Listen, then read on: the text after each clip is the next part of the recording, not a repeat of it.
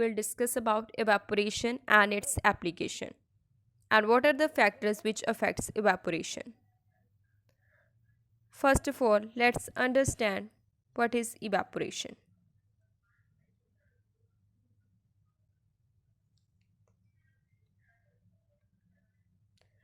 So evaporation, as you know, evaporation means a liquid is changing into vapor form or its gaseous form. जब कोई liquid अपनी state को change करके gas form में या vapour form में convert होता है तब हम बोलते हैं कि वो इवेपोरेट हुआ है, उसके वेपर्स बन रहे हैं. बट ये होता कैसे है?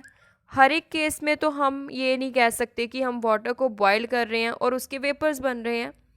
Evaporation we can observe everywhere around our surroundings also.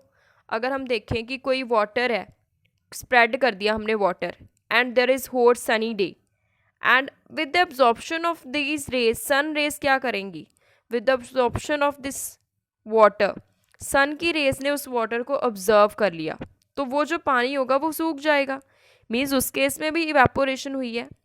And sometimes you have seen कि अगर हम अपने हाथों पे सैनिटाइज़र लगाते हैं या हम रिमूवर लगाते हैं तो after some time that remover that get evaporate भी होता है और साथ में हमें एक अफेक्ट देता है, that is the coolness.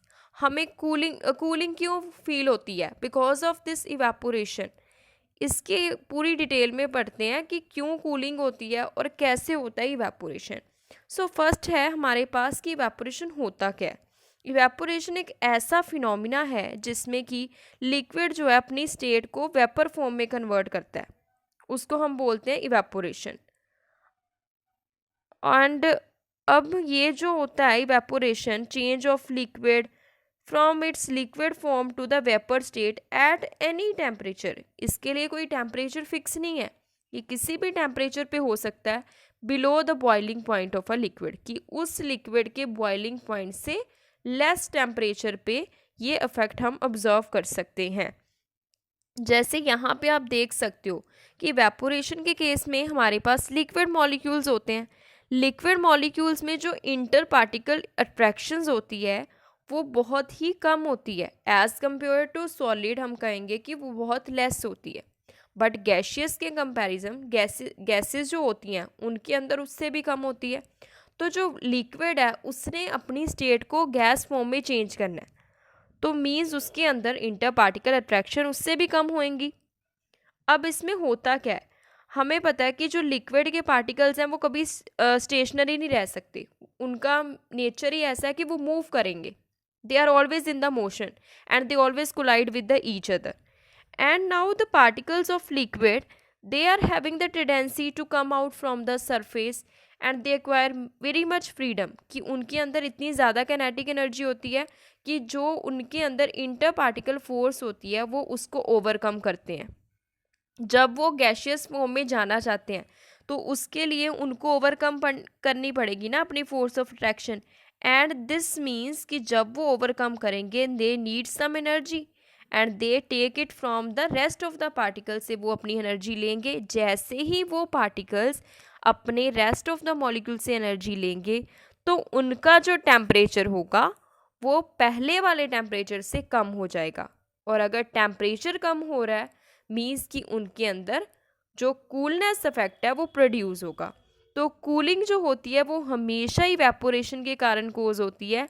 That is क्योंकि जो एनर्जी उन्होंने लेनी है, अपनी जो फोर्स ऑफ अट्रैक्शन जिसके साथ वो अटैच थे उसको उन्होंने ओवरकम करना है.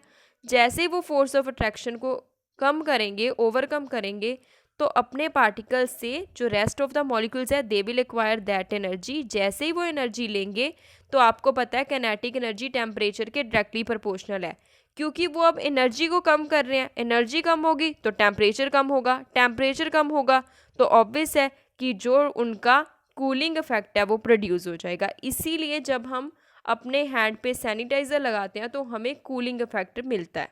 This is due to the evaporation. आगे चलते हैं.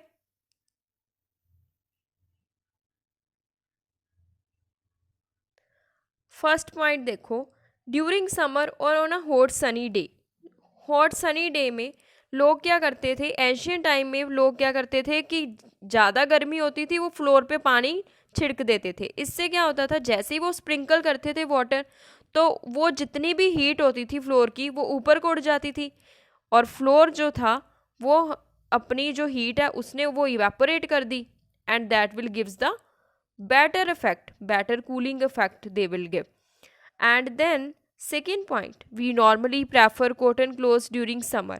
समर में हम प्रेफर करते हैं कि हम कि always we prefer that cotton clothes. Why we prefer cotton clothes, क्योंकि जो कॉटन क्लोथ्स होते हैं उनके अंदर पोर्स प्रेजेंट होते हैं, तो जो पोर्स होते हैं वो इवेपोरेशन में हेल्प करती हैं। पोर्स, कॉटन का नेचर ही क्या है, पोरस नेचर है, गुड ऑब्जर्वर है वाटर का। तो जितना भी वाटर हमारा, जो भी स्वेट हमारा होता है वो बाहर आ रहा होता है, तो वो कॉटन क्या है उसको एज इट इज़ एस्केप करने में हेल्प करती है। सो जो सिंथेटिक क्लोथ है वो क्या है, लेस पोरस होते हैं, तो इसीलिए we always prefer cotton clothes. And we are less comfortable in nylon and terylene clothes during the summer. तो समर के में हमेशा हम प्रेफर करते हैं, only we prefer that cotton clothes because it is porous in nature, good absorber of water, and water coming out of pores as a sweat. And synthetic clothes, they are less porous because they don't absorb sweat so quickly. Now the next point is, in summer we get relief under a fan. Actually जब आप summer में, हमें पता ही है कि we can not live without fan, और even nowadays we can not live without AC। तो रीज़न क्या है कि why we get relief under the fan, because fan ने क्या करना है, जो हमारी स्वेट है उसको उसने इवेपोरेट कर देना है, और हमारी बॉडी की जो कंडीशन है, स्वेट जैसे ही हमारा इवेपोरेट हो जाएगा वी विल गेट रिलीफ। सो जो बॉडी का टेम्परेचर है वो लोअर हो जाएगा।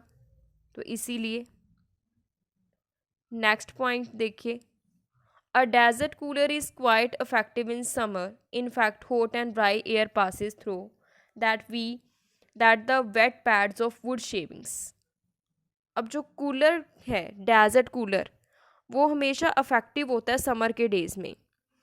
जो हॉट और ड्राई एयर है, क्योंकि उससे पास हो जाती है वेट पैड से, एंड वाटर जो प्रेजेंट होता है उसके अंदर वो इवेपोरेट हो जाता है, एंड इन द प्रोसेस जो टेम्परेचर है inside the cooler that gets lowered. That is why the air escaping, जो एयर है वो इस्केप होना स्टार्ट हो जाती है और ये कूल होना स्टार्ट हो जाता है, and the fan inside the desert cooler further speeds up and the process of water. तो जो डेजर्ट का कूलर है वो समर के केस में ज़्यादा इफ़ेक्टिव होता है कि जो डेजर्ट के अंदर कूलर्स होते हैं।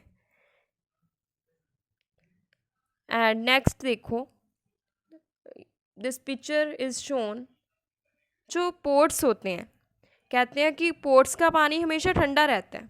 जो मिट्टी का घड़ा होता है तो उसका पानी हमेशा ठंडा क्यों रहता है?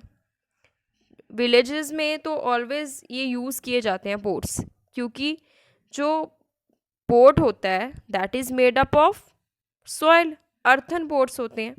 जो अर्थ के पोर्ट्स होते हैं या पिक्चर्स होते हैं ये बहुत जल्दी क्या है, कूल हो जाते हैं, क्योंकि इनके अंदर बहुत छोटे छोटे होल्स प्रेजेंट होते हैं। तो होल्स के कारण वहाँ से वाटर होल्स के थ्रू इस्केप होना स्टार्ट हो जाता है, मीन्स अगेन उसकी क्या हो रही है, इवेपोरेशन हो रही है। इसीलिए जो एनर्जी है जो चाहिए उसको कि वो लिक्विड से वेपर स्टेट में जाए, वो फिर से क्या हो जानी है, लेस हो जानी है। जैसे ही एनर्जी कम होगी वैसे ही जो पोर्ट है उसका टेम्परेचर भी कम हो जाएगा, और पोर्ट का टेम्परेचर कम होगा तो मीन्स कि उसका जो वाटर है दैट विल बी कूल, वो वाटर भी ठंडा होगा। लास्ट देखते हैं अब कि कौन से फैक्टर्स हैं जो अफेक्ट करते हैं एवेपोरेशन को। नंबर 1 देखो, surface area. These all factors are very important. सबसे पहला जो फैक्टर है वो है हमारा सरफेस एरिया। जितना ज़्यादा सरफेस एरिया होगा उतना ही ज़्यादा रेट ऑफ इवेपोरेशन होगा, क्योंकि जो इवेपोरेशन है वो होती सरफेस पे है, तो जितना सरफेस एरिया उतनी ज़्यादा इवेपोरेशन। नेक्स्ट बात करते हैं टेम्परेचर की। जितना टेम्परेचर ज़्यादा होगा उतना ही लिक्विड टू वेपर फॉर्म होगी।